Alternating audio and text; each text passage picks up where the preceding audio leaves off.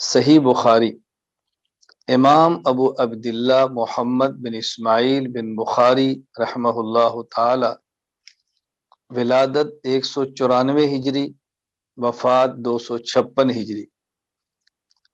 باب کیف کان بدء الوحی الی رسول اللہ صلی اللہ علیہ وسلم وقول اللہ عز وجل انا اوحینا الیک کما اوحینا الی نوح والنبیین من بعدہ۔ وبه قال حدثنا الحمیدی عبد الرحمن بن الزبیر قال حدثنا سفیان قال حدثنا يحيى بن سعيد الأنصاري قال أخبرني محمد بن إبراهيم التيمي أنه سمع علقمة بن وقاص الليثي يقول سمعت عمر بن الخطاب رضي الله تعالى عنه على المنبر قال سمعت رسول الله صلى الله عليه وسلم يقول انما الاعمال بالنیات وانما لكل امرئ ما نوى فمن كانت هجرته الى دنيا يصيبها او الى امرأة ينكحها فهجرته الى ما هاجر اليه او كما قال۔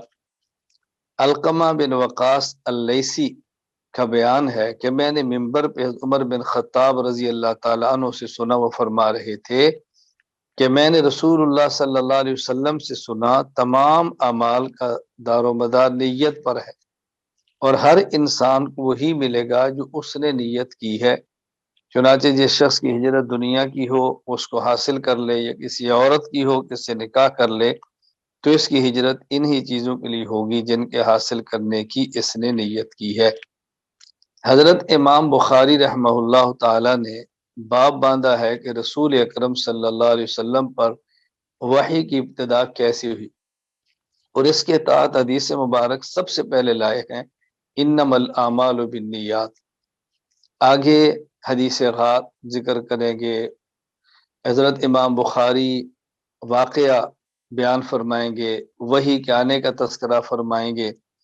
یہاں حضرت امام بخاری رحمہ اللہ تعالی نے حدیث پاک ذکر فرما دی جس کا تعلق نیت کے ساتھ ہے، یہ بتانے کے لیے کہ کوئی بھی نیک عمل کرنا ہو تو سب سے پہلے اپنی نیت کو درست کر لینا چاہیے۔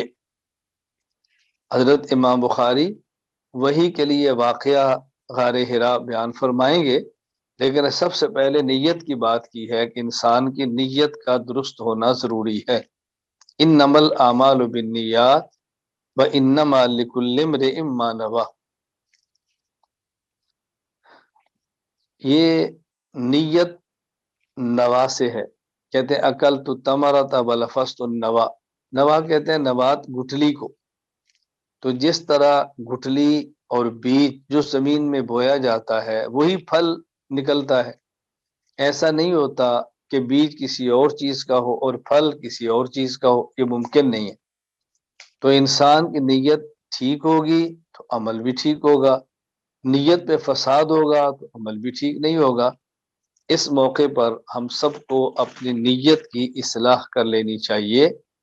اللہ تعالی ہمیں اخلاص کے ساتھ علم حاصل کرنے کی توفیق عطا فرمائے، عمل کی نیت سے علم حاصل کرنے کی توفیق عطا فرمائے۔ اللہ تعالیٰ اپنی رضا کے لیے ہمیں علم حاصل کرنے کی توفیق عطا فرمائے۔